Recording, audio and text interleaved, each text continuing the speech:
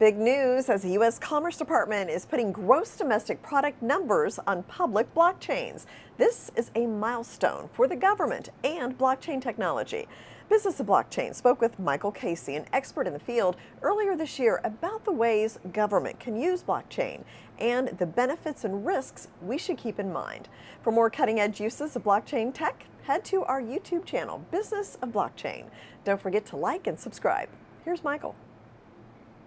There are numerous ways that the government can leverage blockchain and AI. For example, manage public records such as birth certificates and land titles, automate social welfare programs, track government spending and goods moving through the supply chains, modernize voting systems to make them more secure, transparent, and auditable, automate and enforce regulatory compliance and tax collection, advance research and data sharing.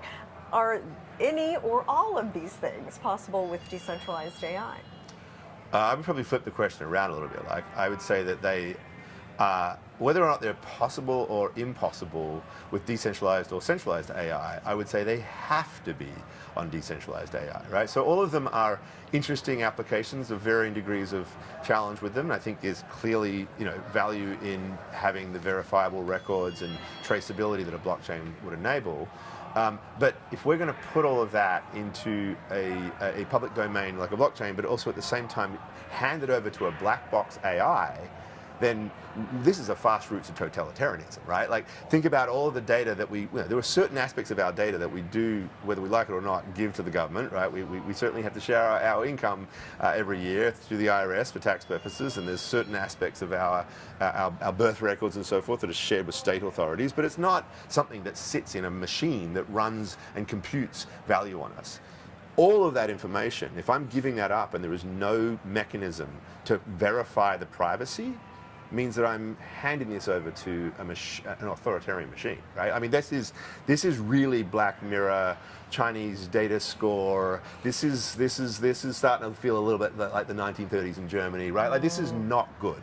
So I'm not saying that we shouldn't think about government efficiency and do this. I've been advocating for many years that we could bring a lot of the spirit of blockchain to make governments more effective and more efficient, but mixing it with AI, yes, would create efficiency, but would create massive problems for our rights as citizens. Yeah. So, the question is, should we do it with decentralized AI? For which the answer is absolutely 100% yes.